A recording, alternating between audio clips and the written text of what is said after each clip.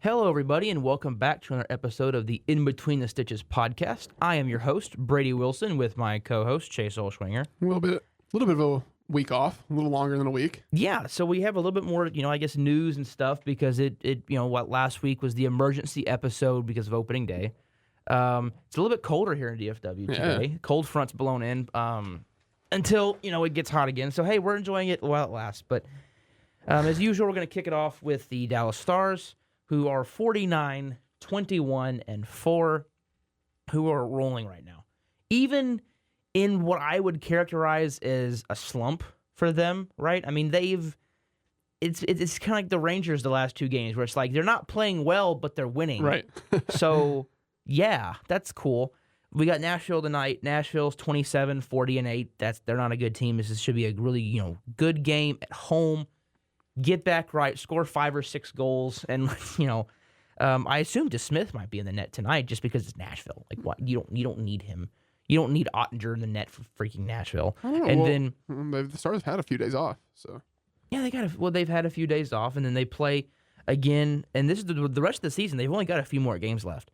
Nashville tonight, Pittsburgh on Saturday, and then next week it's Minnesota on Monday, Vancouver on Tuesday at home, Winnipeg Thursday at home, and then Utah Saturday at home, and then in 2 weeks, Detroit on Monday, and then that Wednesday in Nashville, and the season's over. yeah. So It does say Ottinger is expected to be in goal tonight. expected to be in goal. Okay, well, I was just pointing it out. Anyway, you look at the points totals.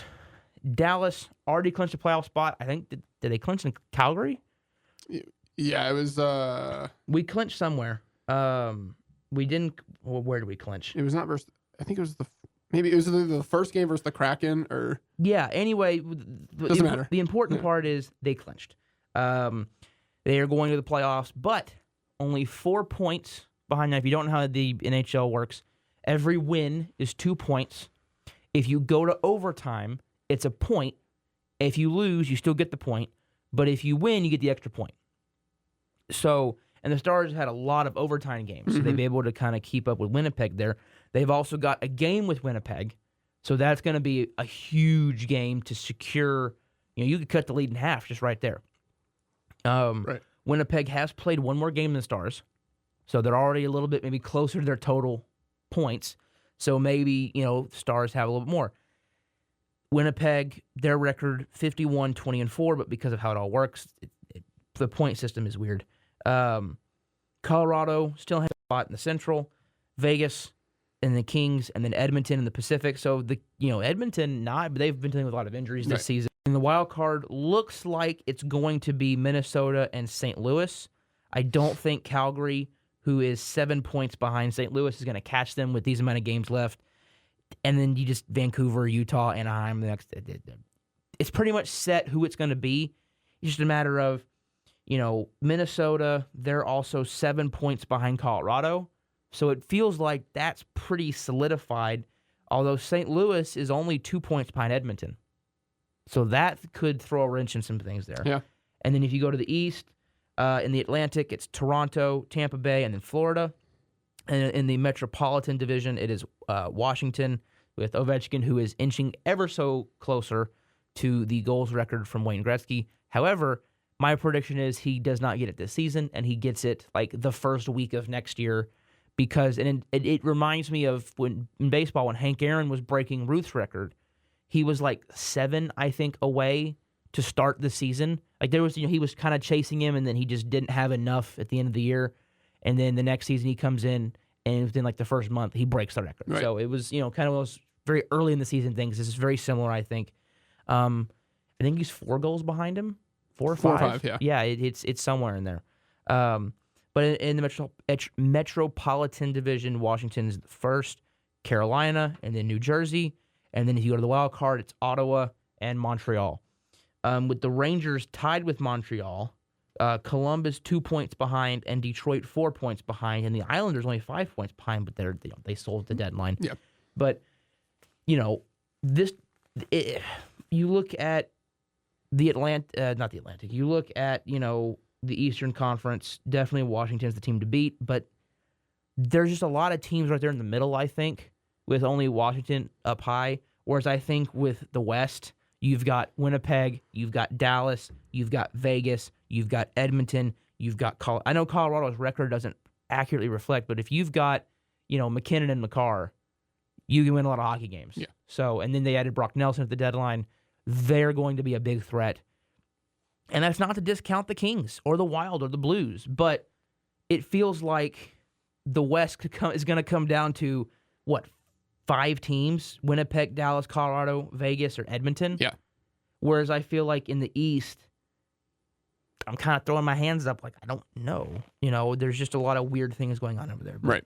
Anyway, Dallas has been playing extremely well, even in what I would characterize as a slump for most teams. But the good news is Heiskanen and Sagan are both skating again. Mm-hmm. They're still not having any contact. They're still, so... I bet they just hold into the playoffs. I guarantee you they play as long as we make it. I'm just going to throw that out there. I guarantee you they play the second round. First round, I don't know. I don't think hockey's the same as baseball where you have to finalize your roster.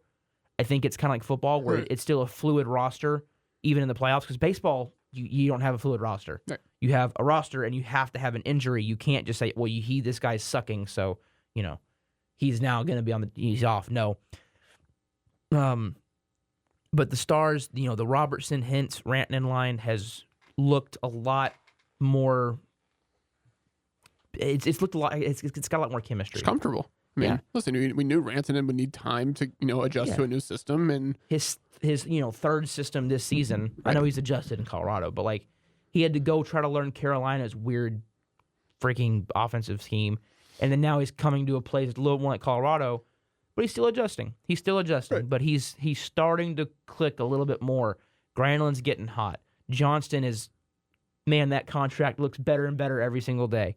Thomas Harley continues his breakout. I mean, you look at this team, top to bottom, Chase, we're so stacked that I feel like if DeSmith had to start a playoff game in net, I feel not as confident, but dang close to Ottinger. DeSmith has been playing really well too. That's he's been playing well, right? Right. So it's just even our goalies are stacked. Everything on this team is amazing. And as long as nobody else gets hurt, I'm knocking on the desk here. As long as we're able to keep healthy and get the 2 guys that we desperately need back in terms, especially Heiskanen, just to give another, not only our best defense, not just a defenseman, but our best defenseman, and alleviate some of the stress. Because you can see it with Essa Lindell and those guys. They're gassed by the end of every game just because they're down a guy. Right. So we'll see. But, we've clinched, so there's no worry about a big collapse or anything. Nothing weird's going to happen. We're in. I think it looks like we're going to be playing Colorado in the first round. But hopefully, maybe we can skip Colorado and get to the second round without having to see one of the other monsters of the West. Right. And we can just chill out for the first round. Not that Minnesota or St. Louis is a chill team. We're better. I'm so confident it'd probably be over in 5 with those teams. I hope so. So, moving on to basketball.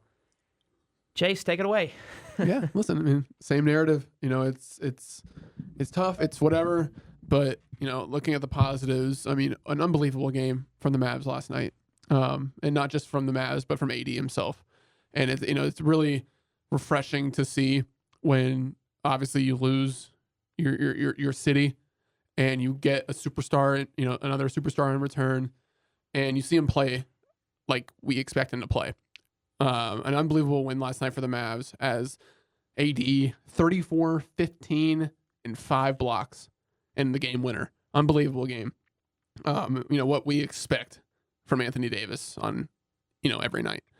But the team is actually looking the healthiest that it's been. I mean, obviously Kyrie and Omax are done for the year, but then you just got Dante Exum with, I don't know the status on him. I would assume he's done for the year as well. But I mean, Lively's back, Gafford's back. So it's nice to see those guys on the floor again for, what every Mavs fan has gone through this season with, injuries and trades and whatever. It's nice to see the guys that we love, back on the floor.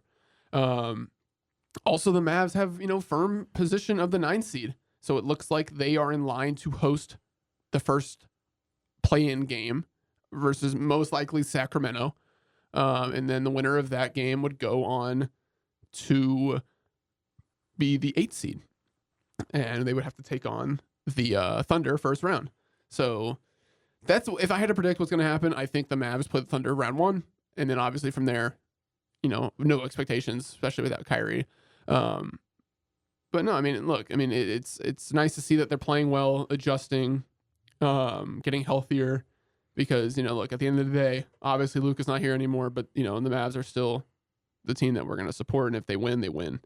So it's nice to see that they're playing good basketball. But, going to Luka now, obviously still playing well, and we are coming ever so closer to his return here in Dallas, officially under a week, 6 days from now, on Wednesday, April 9th, Luka comes to Dallas. And it's going to be an emotional game for him, for the fans, for the city of Dallas. But it'll be interesting. Yeah, I'm excited for the game because, I'm really excited to see how he's, the welcome that he gets, here. I really, really hope that the fans don't let me down, and the expectations that I have, that literally every time he scores, I want the entire crowd to cheer like it's a home game, like we scored. That's what I hope happens.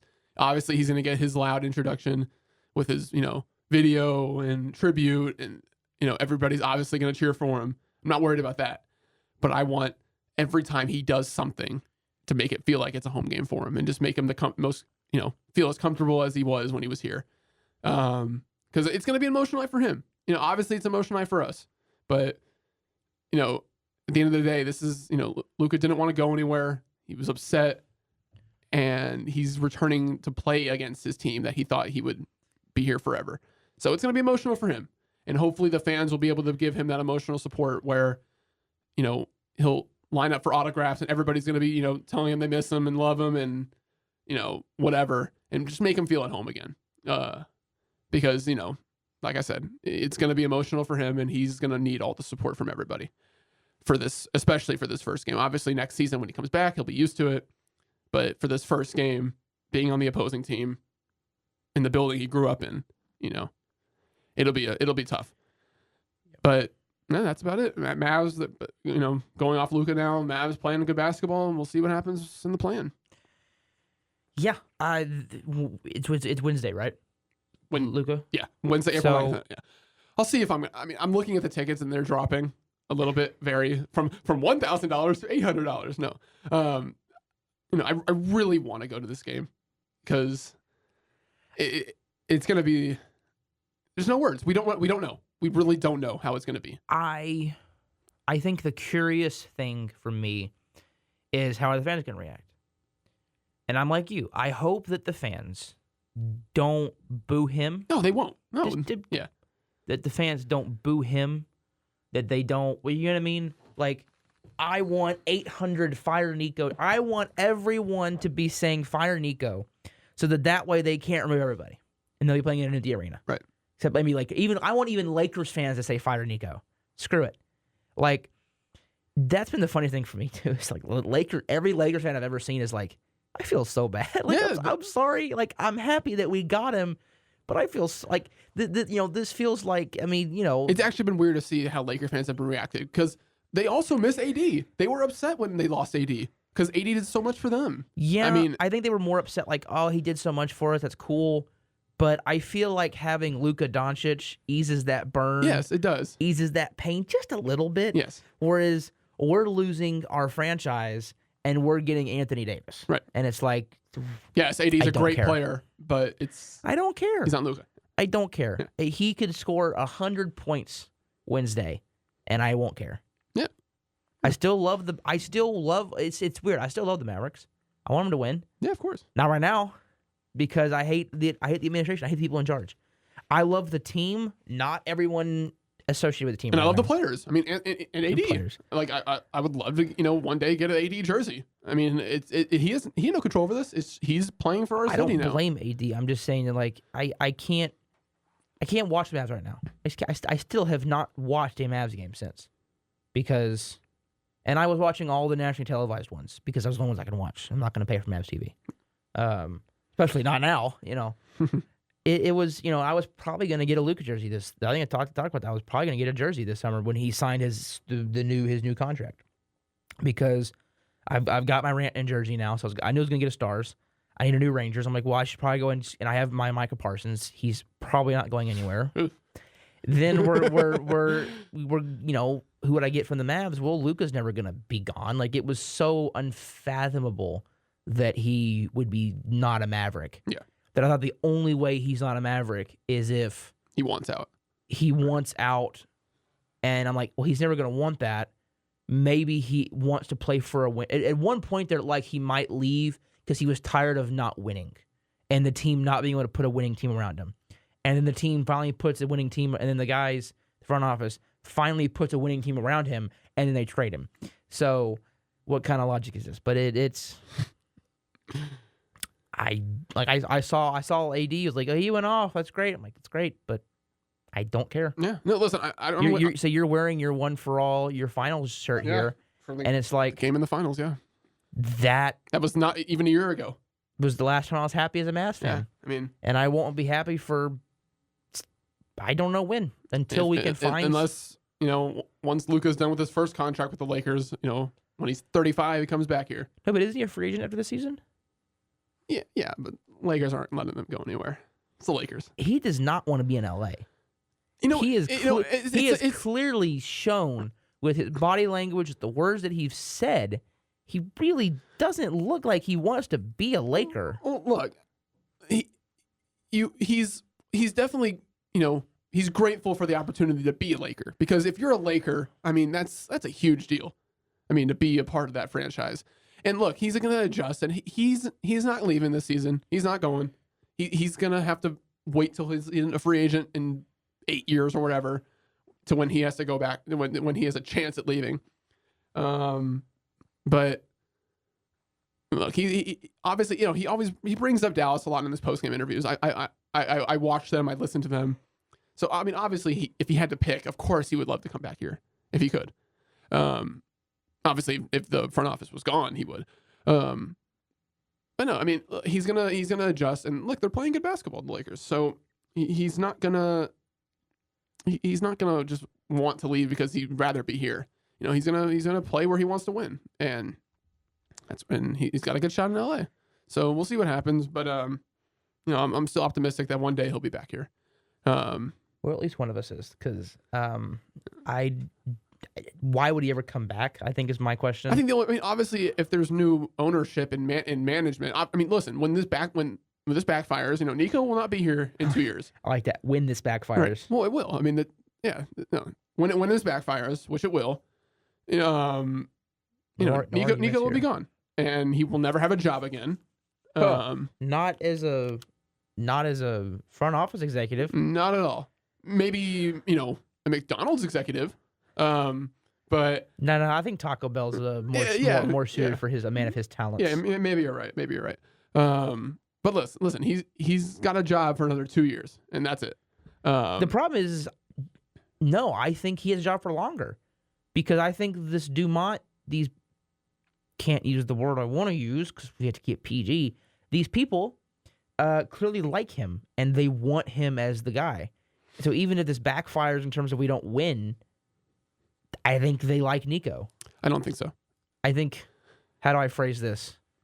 Narcissistic, self-absorbed buttholes think and act and like each other alike, and they all like each other. So listen, you got to remember what Dumont said when Nico first brought it up to him. He laughed at him and he said no, and then Nico persuaded him, and the narrative was I don't know how. Look, the narrative here was let Nico do his thing, and that was something that I was okay with. Because everything that he did was the right thing, and Dumont clearly knew that and was like, "Listen, I trust you," and that's what happened. But look, if this does not work, he will not have a job.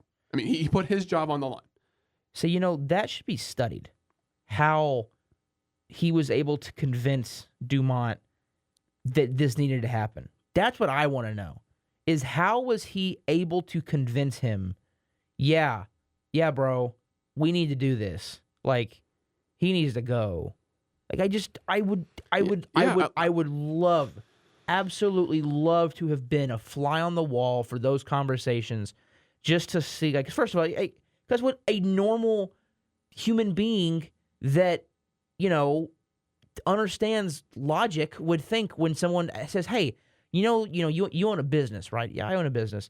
Well, like your number one most valuable asset that's more valuable than what most of your competitors have." Like maybe one or two other guys have something more valuable than this guy. You know that? Well, you should get rid of it for something less valuable. Sorry, I know. AD's great. He's less valuable than Luka. Look, and the thing that doesn't make sense to me is that There's a lot of things that don't make sense. Well, none of it makes sense, obviously. But we'll get off the Mavs here soon because we got to move on. But last thing, Dumont is a businessman, and that was why he was brought in here, because Cuban didn't know how to run things properly when it came to the gambling getting legalized here, potential new arena, stuff like that. And look, you give Dumont credit where it's due. He is one of the best people in the world for that when it comes to gambling and, getting stuff legalized and support and whatever. Oh yeah, he's great. It's failed again. It failed the Texas legislature. He's so great at it. He failed twice now at getting this passed. So clearly he's not as good. Right. But that's the intention when Cuban, gave him the keys, because look, Dumont is one of the best at this. Obviously, like you said, it didn't work, but it hasn't worked twice. But look, I lost my train of thought. Because he's a businessman. Well, not only did you trade away your best player, you lost all of your fan base. I mean, you've seen online all the restaurants around the AAC losing business because people aren't going to games because nobody cares because Luka's not there. And then you lost all of Europe. I mean, Europe doesn't care about what team Luka's on. They just care about Luka. And they were all Mavs fans because of Luka. It's very easy for them to go, oh, hey, I'm a Laker fan now because Luka's there. Or the Nuggets. Right. Jokic was there. there. Right. I'm just saying Luka because we had him.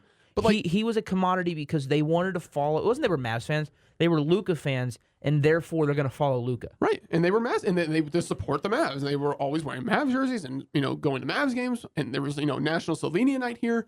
I mean, and then now when Luka goes somewhere, well, okay, I'll just follow him to LA. Simple as that. I mean, they don't care. They just want to support Luka. It's not the same when you're a diehard fan of the team from the States and you've followed this team for years on years, and then you get, you somehow land Luka and you just go from Dirk to Luka, and it's the luckiest thing ever. And then he just gets taken away from you. It's not easy to become a Laker fan now. Like, obviously I have more support to the Lakers than I ever have now. And I want the Lakers to win games, sure, because of Luka. But it's not easy, for us to switch. Hey, I'm just going to be a Laker fan now. No, nope. I can't just do that. Yep. I'm supporting them, of course, but I'm not just going to be able to cut off the Mavs entirely. Yep. But that's the last thing. Dumont lost all of this global superstar. You lost all the global business, and that just doesn't. That's the one thing that doesn't make sense to me. That he's just going to lose so much money going forward, and that doesn't sound like him because he's a great businessman. Apparently. But, anyway, yeah. Moving to the NCAA, the men's Final Four, all 4 1 seeds. First time since 2005? Something like that, 2006, somewhere in there. Yeah. It's Florida, Auburn, Houston, and Duke all going to be in the Final Four. So there's no Cinderella story. There were some upsets, but this has been kind of dominated by the 1 seeds. I mean, that's shocker. My team, Houston, is still in it, but I don't care who wins. I'll root for Houston because they're a Texas school and blah blah blah blah. But is there anything that you can? Yeah, I mean, going to the back to the no Cinderellas and all the 1 seeds. The 1 seeds were very strong this year. Yeah, and this was one of the best 1 seed groups in a long time. Like, these 4 teams were extremely strong, and everybody online is getting mad that a 13 seed isn't beating a 1 seed. This isn't March Madness. Well, you don't expect a 13 seed to beat a 1 seed anyway. That's what makes March Madness. But no, the 1 seeds were extremely strong this year, and I'm not shocked that all 4 of them are in the Final Four. I have Florida winning my March Madness bracket where I have, money in with my family. So I'm rooting for Florida. No, we'll see what happens. I think it's going to be a good group of games. There's not really a game where this team's going to win for sure. These are the best of the best teams going up head to head for a national championship. And then over the women's bracket, you have 1 seed Texas versus 1 seed South Carolina, and then 2 seed UConn versus 1 seed UCLA. So it's 7 of the 8 Final Four men's and women's teams are all 1 seeds, with UConn being a 2 seed. So it's not like we're dropping off there. Right. My team, Baylor, got knocked out, so that was my pick. At this point, I'll root for Texas. Of course. Because Texas, obviously. But we'll, hopefully we have a really good group of games. I was kind of rooting for TCU there for a little bit because there's just some media buzz. Yeah. Now, correct me if I'm wrong, Paige, she plays for UConn, right? Yes, and she's most likely the number 1 pick, which is going to be the Dallas Wings. pick. So, hey, there's your Luka replacement. Yeah, right. I mean, I know I'm saying that. Yeah, I'm kind of half joking, but also that's not completely an understatement. When you compare the two sports, sure. When you compare the two and how highly touted she is, and that now you're putting her in the same conversation with Caitlin Clark and Angel Reese in terms of just media coverage and how many people are going to want to watch those games, she definitely brings a lot of eyeballs. Oh yeah, she didn't have the hype that Clark had. Nobody did. But she broke a record. Right. Nobody thought. But she's got more hype than Reese, and she's second most hype player behind Clark. So I remember when she was. I'm pretty sure when she was a true freshman, and she was just lighting it up, and we just couldn't wait for her to get to the WNBA. So hopefully we have a good group of games there. We're gonna move to baseball now, where your Rangers are 5-2. What are you laughing I'm just at? laughing at the last 2 games. Hey, great pitching. First time in Rangers history, because apparently I think it was in '62 the Senators did this. So in the franchise has done it, Right. but the Rangers have never done it. Back-to-back 1-0 wins. It was the first time that's happened in the American League, I think, since 06, the Red Sox. And then it's the first time it's happened on the road since I think it was the Blue Jays in 91. So I mean, something insane like that. So, the Rangers have looked pretty good to start. Pitching has looked outstanding. The hitting has looked poor at times. What's really funny right now is that every team in the American League West has a negative run differential. Ours is -7, Angels are -9, Seattle's -11, Houston's -9, and the poor A's are -20. So it's for the Rangers, then that's because we lost 14-3. Right. I was gonna say if there was a stat, it's the Rangers lost the series 14-5 in run differential, but they won the series 2-1. Well, that's like the 1960 World Series when the Yankees outscored the Pirates by an insane amount of runs because every time they won, it was a big win. And every time the Pirates won, it was a marginal win, and they won, Mazeroski's first walk-off home run in a World Series. Right. But, it reminded me of that. But, the Rangers, look, Evaldi's looked awesome. Yeah. DeGrom looked great. Rocker, he got hit hard, but we'll see how he rebounds. Malley, kind of same thing, just struggled. But the big one's been Jack Leiter. Mm-hmm. He's looked great through 2 starts. 2 wins. Gavin Dawson over at 105.3 can go kick rocks because he doesn't know baseball. Tried to call him a failed second overall pick last year. Last year, yeah. And Jared Sandler cooked him because Jared Sandler knows baseball and understands that this isn't football. Where now that we've seen 2 years of Monty Smith, it looks like he's going to be a bust of a first-round pick. It looks like he's going to be, a failed first-round pick. I don't know why. I don't know. I never like the term bust. I always like the term failed. He's a miss. Yeah. He did not succeed to the expectations of a first-round pick. But with baseball, we drafted Jack Leiter 4 years ago. But that's because in 2 of those years have been minor league ball. And then last year was, minor league, some big league action where he got hit. But and then he added his, his new changeup. He overhauled some stuff, some mechanic stuff, and then boom, he's figured something out. It's clicked. You also got to think about the position that he was put into last year. I mean, a team coming off a World Series with a lot of hype, and then obviously did not live up to the hype, and it just was a overall average team, below average team, and he was put in because of injuries, and it was just a weird spot. I mean, obviously, the Rangers just, straight up nothing to, they weren't a good team last year, and he was put into a tough spot where there was a lot of hype around him, and he's actually had a off season to work and improve, and he made the opening day roster, and that's a confidence booster, and he's able to start the year with the Rangers instead of being thrown into an average team in the middle of a season. Yeah. So, and he's looked great. He's commanded the mound well. He is. I think the Reds was a better start, not just statistically, but the Red Sox. He kind of looked like, I don't know how to describe it. I didn't think he had the same presence. I thought when against the Red Sox, it looked like every pitch had the opportunity for him just to crush it. Not saying with the location, but just, I don't know. He didn't look like he was completely in charge. If that makes sense. Like the hitters were, and he was just getting some. He was getting some, weak contact. The Reds looked overmatched. That was what I wanted to see. Was can he make an offense look overmatched? And he made that Reds offense. It's a good offense. Guys like Matt McClain, guys like L.A. Taylor Cruz. That is a really good offense. And he had them completely off balance, not knowing what was coming next. It was a great start. The bullpen has looked great so far. They've been able to hold it down.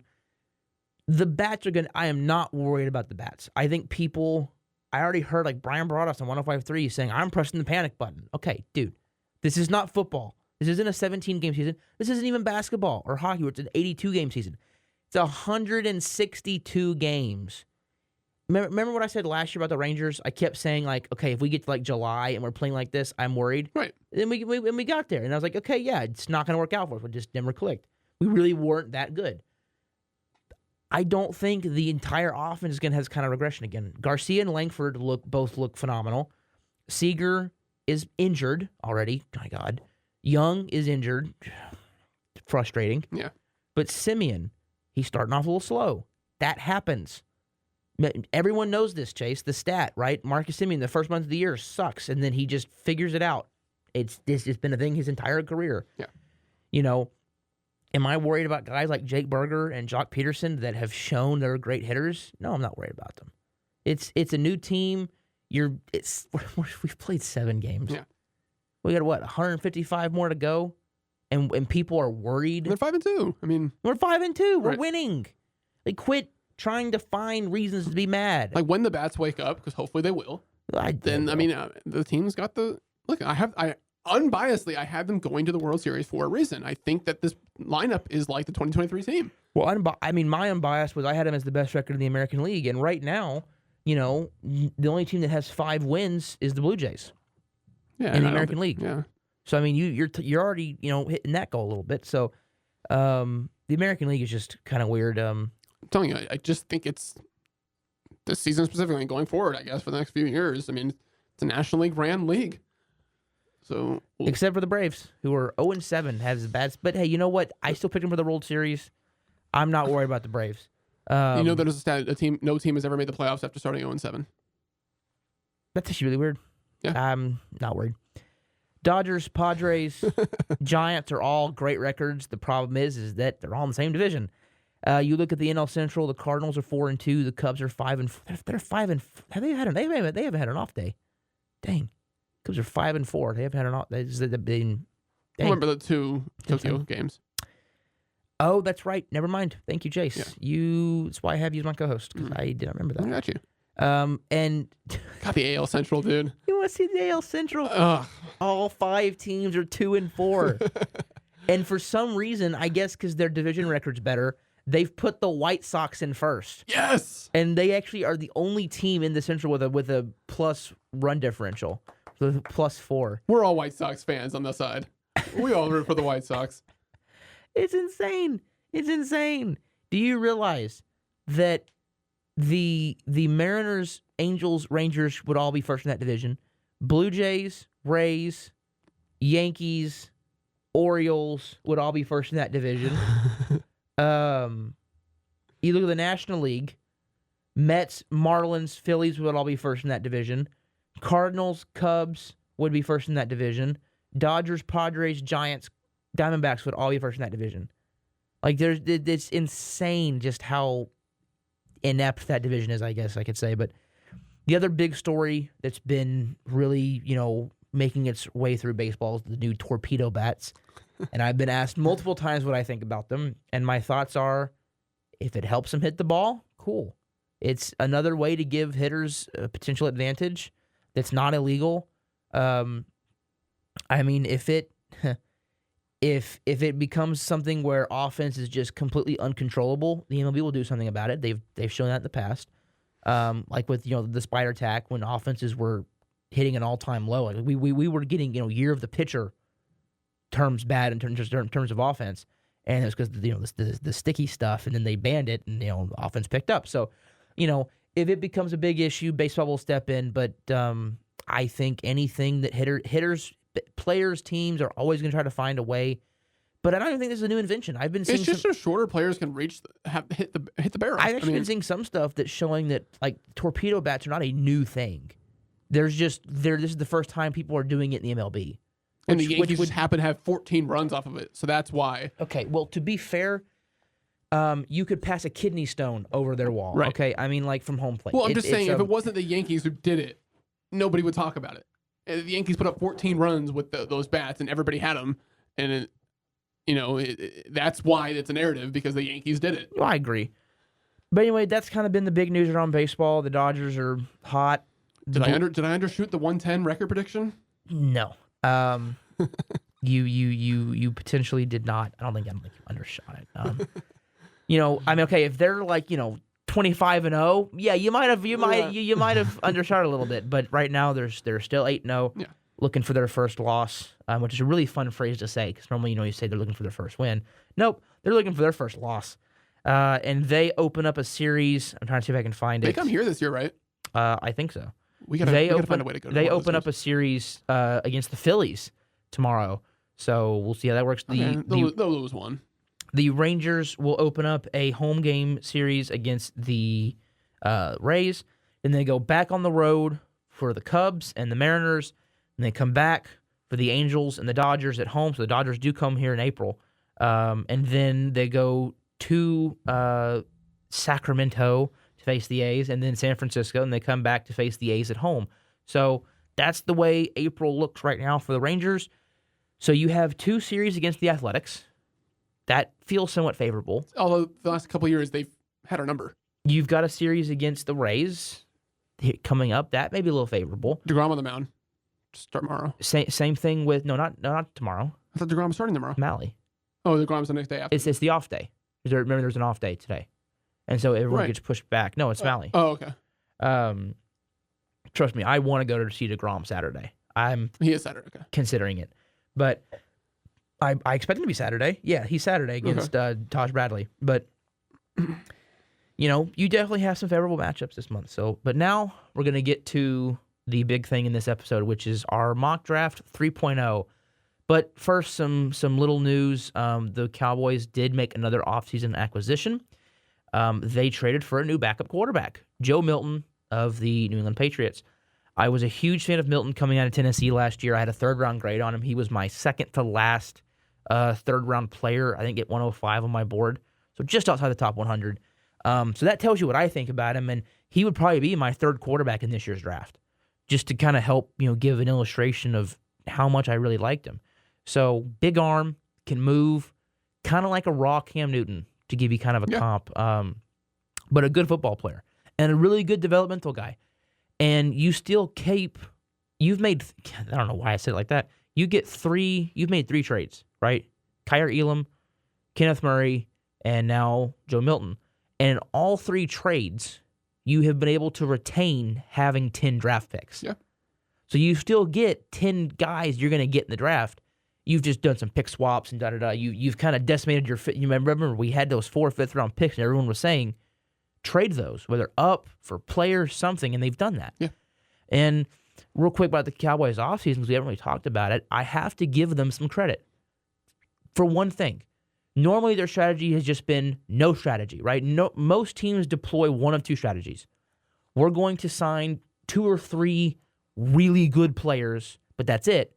Or we're going to sign 6 or 7 kind of good players and just hope they can kind of fill out our roster and hopefully, we can make something work. right? It's either quality over quantity or quantity over quality. The Cowboys have just been, there's no quantity and there's no quality, right? There's Ezekiel Elliott, and then as we get to the training camp, then we get Linval Joseph, and we trade for Jordan Phillips, and we do some of these, Eric Kendricks, but, he was way before. But, going into training camp last year, our offseason haul was Royce Freeman.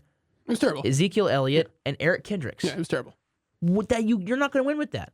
At least the Cowboys have brought in a lot of players, right? They brought in Solomon Thomas. They brought in Peyton Turner, right? They brought in Elam. They brought in Kenneth Murray. They brought in Jack Sanborn to play linebacker. That was my favorite one so far. They've now brought in who was with Eberflus, right? They've now brought in Joe Milton, right? They're adding guys. Javonte Williams.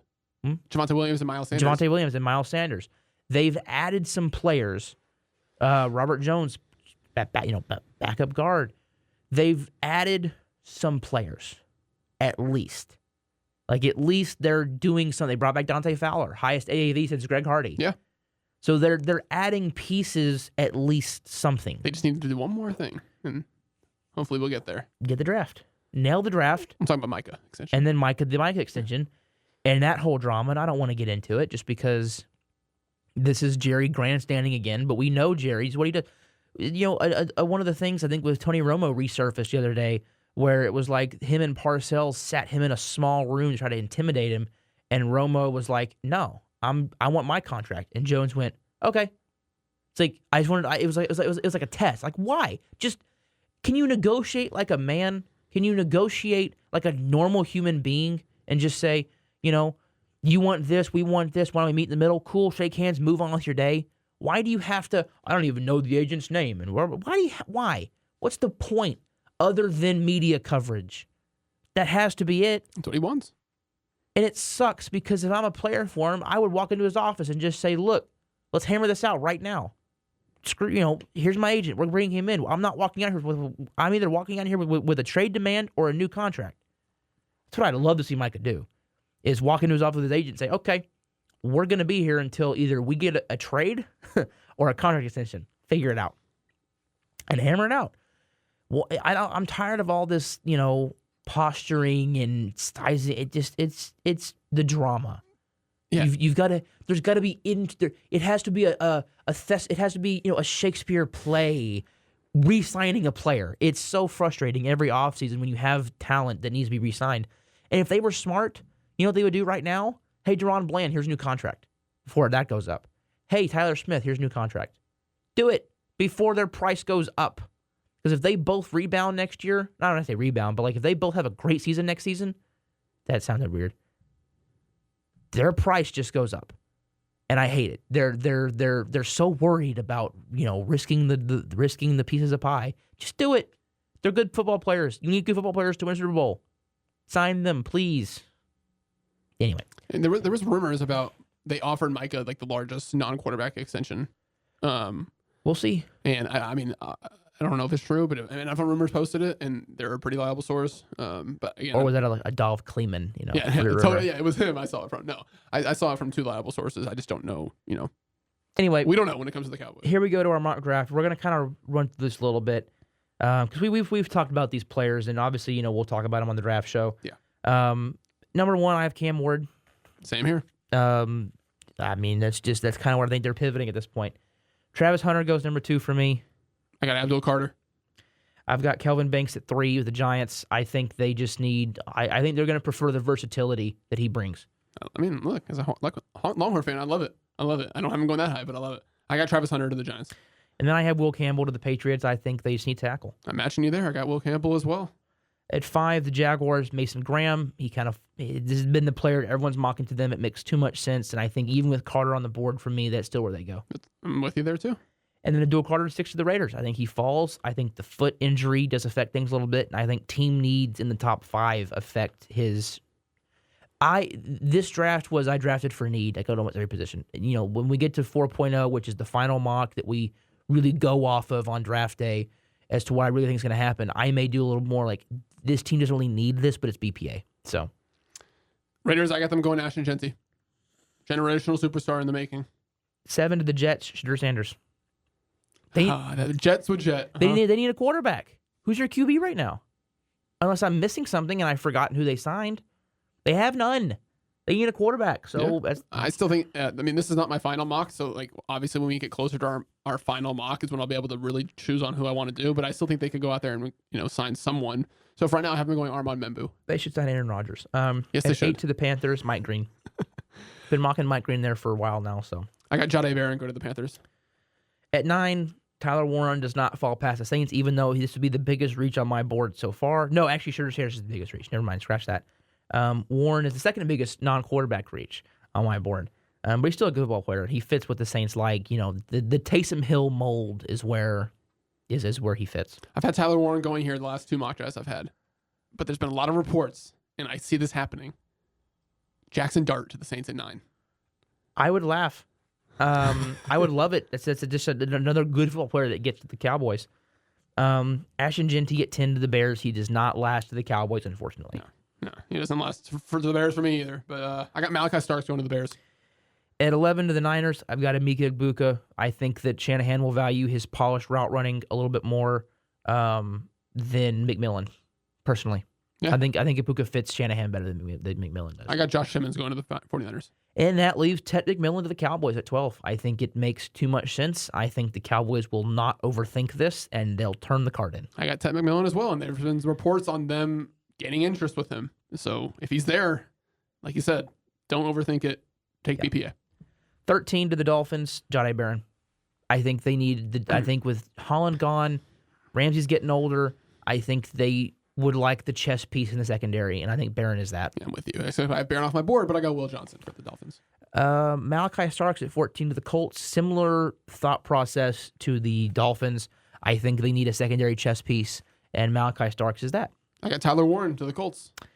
Perfect fit. 15, the Falcons. Judon's probably gone. I don't think he's coming back. So I have Donovan Ezeraku from Boston College, as I think he just fits that what they like from their outside guys. Although Jalen Walker was a big consideration here. Yeah, I got Mike Green. So we're kind of on the same path there. Cardinals, I think Gannon's going to like Shamar Stewart. I'm not saying he should go this high, but I'm saying that the Cardinals will like him enough to take him there. I got Jahad Campbell to the Cardinals. Okay, well, I think so far none of us, I think we all had the same players in the first round, but just different places. Right. Here's where it starts to fall apart, though. 17 to the Bengals. They need edge. Edge is missing everything. I think Jalen Walker was a consideration here, but I think Mykel Williams, they seem to like the Georgia players, guys like Amarius Mims. I think they like the bigger, he's really fast, we'll coach him up type of thing. So I think Mykel Williams fits here. Sorry, I'm trying to look to see if you had Mykel as a first-round grade. No, Mykel Williams is a third-round grade. Currently, he is my 50th best player on the board. But that will probably change once we obviously get more and more players. Right. So. Well, listen, what position on the defensive side of the ball do the Bengals not need? Maybe linebacker? I don't know. They need everything. I have them going Kenneth Grant. 18 Seahawks. Armand Membu's right there for the taking. They need versatility on their offensive line, and I think Membu could kick the guard if he needed him to. Yeah, he's got all the talent in the world. I got Donovan Ezeraku. Okay, that's fine. 19, I think the Bucs want some versatility on their defense. I think this has been kind of the name of this draft for me is versatility. And I think Jihad Campbell is a guy that can look, you want to play him off the ball, he can do that. He was an on-ball linebacker at Bama before, but unfortunately, when you have Will Anderson and Dallas Turner there, it's hard to get playing time. So they said, "Hey, we'll move you off ball." And he kind of looks like a defensive end playing off ball, but he's super fast. He's rangy. He can tackle. He's not going to miss stuff like that. His processing needs to get a little faster, I think, but his ability to make plays, especially against the run, is amazing. Is it Jihad or Jihad? I think it's Jihad, but okay. I'll figure it out. Because I had him going, I had him to the Falcons at 15, so I'll look it up. I got them going Jalen Walker, the Buccaneers. So far, again, and we've all had the same players. Right. At 20, the Broncos. As much as I think, Sean Payton would love to go offense here, I think the fact that Will Johnson is still on the board and to pair him with Pat Surtain, I think they can't pass that up. So I got Will Johnson at 20. They have what? Riley Moss is that their second corner? Yeah, he's a good ball player. So he's a good player, but I think Will Johnson's an upgrade, and I think this is probably one of the few BPA over need picks in my draft. I have them going Luther Burden. Okay. I mean, that's a guy who could go anywhere in the first round. And He's there. Him and Will Campbell are my 1 and 2 guys. Don't overthink them. Don't overthink arm length. Burden and Campbell? Yeah, don't overthink production. They are both dang good football players that are going to be good for a long time. Don't overthink them. And unfortunately, teams are going to do that. Yeah. Where are we? 21 Steelers. This is where I went off the board a little bit. They need a quarterback. I don't think there's a team stupid enough to take one of the other quarterbacks in the draft. Now, I could be wrong. Daniel Jones went 6th overall, so I've been wrong with. We've seen stupider things happen in the draft. However, so Shedeur to the Giants is what you're saying. However, the Pittsburgh Steelers need a QB. I think they get one in the second round. I think they go the Will Levis route, and they take one of whoever their guy is. They maybe trade up, whatever. They need running back. Yeah, I have a Marion Hampton. Yeah, and it's a little off the board, but I think they're gonna love his physical running style. I had Hampton going there. I think in my first mock. Okay. Yeah, this is something. Yeah, he's definitely a player that they could use. I have him going Kelvin Banks here just because he failed at 21 for me. So it's a great pick. I mean, yeah. It's a running back heavy class. Where'd you have Will Campbell going again? 4. Patriots. Okay. Yeah. 22 Chargers. I think they like this guy over Burden. I think Harbaugh's gonna like the competitiveness that Golden brings, and I have Matthew Golden from Texas. I also have Matthew Golden to the Chargers. The Packers, this is where I think Jalen Walker's value fits, and that's who I have for the Packers. I think they need some pass rush. But more importantly, Jalen Walker's not a top 10 talent. He is, I don't even think he's a top 20 talent. Where is he on my board? He is, I know I have a second-round grade on him. On my board, Walker is currently the 28th best player in the draft, so I think this is about on my board where his value is going to be. And that's where I have him going. I mean, the talk for the Packers has been like they need a true number one. And not necessarily saying this guy's going to be number one right out of the draft, but he definitely has the skills to become one, and that's Emeka Egbuka. That's a great pick. Vikings, I've kept all 3 of my mocks, and because I'm going to reference like, hey, in my second mock, I got this pick right. Look at that. In every single draft that I've done, I had the same player to the Vikings because it makes way too much sense. It fits what they do. It fits Brian Flores, and that's Kenneth Grant. I think he might still be the player I pick all the way through because he just makes way too much sense for them. We're kind of on the same path here. I got them going Walter Nolan. So, I mean, yeah, there you go. They're different players, but... Oh, very different players. But, they play the same position. And we'll get into that on the draft show. Josh Simmons at 25. Look, Simmons is the best tackle in the draft. One little problem. He tore his knee in this last season, and I've heard it's an MCL. I've heard it's a patella. I've heard it's an ACL. So I've heard not like all. I've heard like it's one of those things. So I don't know what it is, but I know that his knee might not be healthy. He's still the best tackle in the draft, and currently on my board, because I don't really factor in for injury because I'm not a doctor and I'm not going to pretend to be a doctor. Right.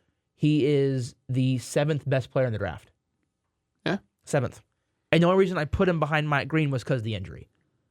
But he's still, I'm not going to put anyone else over him. He is a really good football player. He just has the injury. Yeah. And so I think that's going to cause him to fall to 25, where the Texans just need O-line. I jested with you before the show. Can the Texans draft 5 offensive line with 1 pick? They basically just need a new line. I have them going Gray Zabel. Okay, well, guess who I have next going to the Rams? Same position. The Rams. I have Gray Zabel. I had Zabel going to the Rams as well for me in a few drafts. So. I think the Rams want to get younger, but I think they want a guy that can play all 5 positions. And I know people make a lot about Zabel's arm length and his hand size. And does he have the skills? I think he could play all 5 positions. He is this year's Graham Barton, where he played tackle in college, but he might even move to center, even though he's 6'5". That'd be a big center. Yeah. Still, I think he could do it. I didn't really know where to go with the Rams here. Yeah. I just think that they want to start over at this position. I got them going Colston Loveland. Just another target to that. Me and you seem to be 1 pick off because to the Ravens, to replace Mark Andrews, and I know he's still there, but to go ahead and start replacing him and to appease the fans that are mad about his... Too? What? With Likely as well? There? I mean... Yeah. You never know. I'm just saying Likely's been there for a few years now. He's not a new player. I think he's only getting better. He's getting better, but I think the Ravens might view that position as something they might want to upgrade, and so I have Colson Loveland to the Ravens. Yeah, look, I like Loveland. That's why I'm going to the Rams. Good offense. For me though, with the Ravens, Michael Williams. And if you couldn't tell, and because I always try to be as honest as I can on the podcast, I completely forgot they had Isaiah Likely. So that kind of feels like a waste for me. If you can't tell by my reaction to trying to word salad why Colson Loveland fits, completely forgot that Isaiah Likely was a football player. So to any potential Ravens fans listening to this... I like the effort of rationalizing why you went with Loveland, though. Well, I'm laughing because you said, what about Isaiah Likely? I went, I completely forgot because I was just looking at the PFF, like the lineup. I wasn't looking at the roster. Right. And so I couldn't see who their backup tight end was. And I completely forgot their backup tight end's a really good football player. I hate to break it to you. I don't think they're going to go Loveland. Yeah. But that's why we have one more mock to do. You know what? If I was to give the Rams a pick that... Ravens, whatever. The RAs, trim me up. They're right there next to each other. That's unfair. I'm here. Look, I'm here for a reason, like you said. Yeah, exactly. I'm here for a reason. If I was to give a pick to the Ravens that was not already in the next few picks, I could definitely see them going Derek Harmon. I could definitely see Tyreek Williams. I could see a guy like Nick Skirton. I could see somebody on that defensive front to get stronger. I could see a corner, so I could see Amos or Hairston fits that scrappy play style of the Ravens. I could also see Luther Burden if they want to just keep adding to the receiving core. So I wanted to throw out some names there. You know what? I'll go ahead and settle and say Derek Harmon would be their pick. Okay. But Colson Loveland. Loveland's going to be the guy. Yeah, I completely... So, hey, you know what? I'm honest. When I make a mistake, I completely forgot that Isaiah Likely played for them. Look, whatever. Lions. Yeah. Let's move on. Go ahead. The Lions. This is a very Lions pick. Love the player. One of my favorites in the draft. He fits Dan Campbell's mold, and that is Jack Sawyer from Ohio State. So, the Ohio State. Who do you have? Listen, I would love it if Sawyer went there, but also I know we talked about this before the draft with the potential off the field issues. But I think if he's on the board, I mean the reason I think he's way more talented than the 28th overall pick, and that's James Pierce Jr. I think he fits how the Lions want to play. But like you said earlier before we started recording, if Dan Campbell has issues with his off the field conduct, it might not happen. But I think if it gets resolved, he's got all the talent in the world. So that's from James Pierce Jr. Washington, Walter Nolan. I think they like. I think Dan Quinn's gonna love. See, I don't like this. Rams, Ravens, and then Dan Campbell, Dan Quinn. I don't like this NFL. I think Dan Quinn's going to love what Walter Nolan brings from the defensive tackle position. I think he's going to hope they can coach him up because he's raw. And he loafs, and there's a lot of problems on tape. But, boy, when he flashes, it looks like top 10 talent. Yeah. So, hopefully, they can have him, flashing his talent more than he's, loafing around. So I think they need to get better on the interior. Totally. I have the interior for them as well, but on the offensive side of the ball, I think you got to protect your, future. Yeah. Listen, future, who knows what? MVP, Hall of Famer, who knows what Jaden Daniels might become. I have to go in Tyler Booker here. Best guard in the draft. Yeah. Who knows where he'll go if he's a first-round pick, second-round pick in that area. On my board, he's 23. Yeah, I mean, look. Top second-round grade. So. I think you got to protect your franchise quarterback, and Booker's there. You take him. We look at 30 for the Bills. I think they can't pass up the value. I think they want to help Josh Allen out, but not with protection, with a weapon. And Luther Burden is still on the board for me. Wow. And so I have Burden going to the Bills. If Burden's at 30, I'll give you credit for that. That's there have been a lot of reports that maybe he falls out. I don't know if that's smoke. I don't know if it's real. We'll see on draft night. Yeah. But right now, I think 30 to the Bills is right where I think the NFL is putting him at. That'd be crazy. I'll give you credit. I'll give you credit though. What do you have though? I got Shamar Stewart going to the Bills. Okay. Chiefs. I went a little bit off the board with this pick a little bit. Again, another kind of with Hampton where it's the Chiefs have a good football team, and I definitely saw offensive line as somewhere they could go. But I felt like they're not going to like any of the guys on the board at that time. Zabel would be the last one I think they would like, and he's gone. I think they get better on defense, even though that's the strength of their team. I think they just beef up the strength, and that is Nick Emenwari. who's big. He's like 6'3". He's built like a small linebacker that plays safety, and he can fly. So you want to talk about pairing him up with Jalen Hicks on the back end of that Chiefs defense, and Spags loves his creative blitz packages. This guy could really wreak havoc on opposing offenses with the creative Spagnuolo blitzes. But the guy after the Eagles could also go here. Right. I want to make a note of that. I like that pick. I like him and Maury out of South Carolina. I have for the Chiefs, like you said, they're a good football team. Maybe O-line. But I have him going Amari and Hampton. With Wow. signing Hunt for 1 year, but obviously we know what Hunt is. He's goal line back, whatever. It could be special in certain situations. Pacheco, a little bit of injury history coming off, last season and this year before, missing a few games. So I just don't know how confident they are with that. And worst case, Pacheco's are, they have a Hampton Pacheco running back duo, and that's dangerous. So Hampton's on the board. I think they go Hampton. Then 32 to wrap up this draft. I want to make a note. This guy could also be in play for the Chiefs. I think the Eagles want to get younger in the offensive line, but I also think they want the guard tackle flexibility. And there's a guy on the board that maybe is a little bit, maybe a little bit high for him. And I actually think he's the only player that I have taken in the entire draft. Yeah, this is the only guy in this 32 that I have not studied. However, I watched enough of his games to have an idea of what he is, and that is Donovan Jackson from Ohio State. Okay. I think I know who you have for the Eagles, but I think if the Eagles want to get younger, I think Jackson, obviously, what he was able to do playing guard and then having to kick out the tackle when Josh Simmons got hurt and played extremely well there.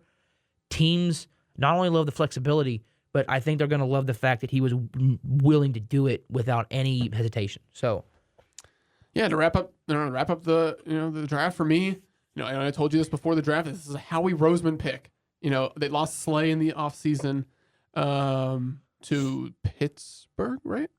Or did Slay go? Whatever, it doesn't matter. They lost Slay. Pittsburgh. I believe it was Pittsburgh. Maxwell Hairston, for me, if you watch the guy and one of the most impressive combine performances, an absolute stud. He is. And they would make a corner trio of Kenyon Mitchell, Cooper DeJean, who have proven themselves already. They're second-year players, but they are proven themselves. And then you add Maxwell Hairston. That's 3 young corners that you could have for a long time, locking down that secondary. And 3 very talented corners. And Hairston, like I said, a lot of talent. And it's an Eagles pick. So I've been going Maxwell Hairston to round out the first round. Yeah. That's going to wrap up this episode. Our next mock will be in a few weeks, which is draft week, where we are inching ever so closer to the draft. I need to kick my butt in gear because I'm way behind on my evaluations. But I still think I'm on track to at least hit I always say I need to hit minimum 150, hopefully hit 200. I definitely am going to get to 150, just a matter of trying to get to that 200 range. So it's going to be a grind here the next couple weeks. Dane Brugler's The Beast Draft Guide drops, I think, here in a few days. So I'm super excited for that because it's always a great read. His research is next level. He doesn't just talk about the player. He'll talk about what his parents did for a living, how he grew up. He really puts a lot of work in. So if you want, in my opinion, and I know I'm going to hype myself up a little bit, and I think I'm a great draft analyst. To me, if you want the most in-depth coverage of any of the draft, to me it is worth. I think I pay $75 a year. It is worth that just in Dane Brugler alone, in my opinion. But that's me. Thank you guys for listening. Again, you can access my draft guides. If you go to my Twitter, it's the pinned tweet. You can get a link to it. If you don't have Twitter, and if you know me and you can DM me somewhere, I'll send it to you. But that's going to do it for us, and we'll see you guys next week. See you later.